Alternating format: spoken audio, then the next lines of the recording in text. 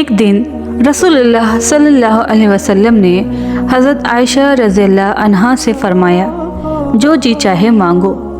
حضرت عائشہ رضی اللہ عنہا نے عرض کیا، وہ راز بتائیے جس سے تمام گناہ معاف ہو جائیں۔ حضور صلی اللہ علیہ وسلم نے فرمایا، وہ یہ راز ہے کہ جب کوئی مومن دوسرے مومن کی کانٹا چبھنے کے برابر تکلیف رفع کرتا ہے تو اللہ اس کے تمام گناہ معاف کر دیتا ہے اور جنت میں اسے اعلیٰ درجہ ملے گا۔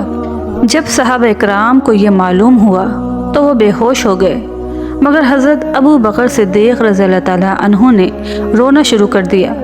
صحابہ رضی اللہ عنہما کو تعجب ہوا، انہوں نے پوچھا، آپ کیوں روتے ہیں؟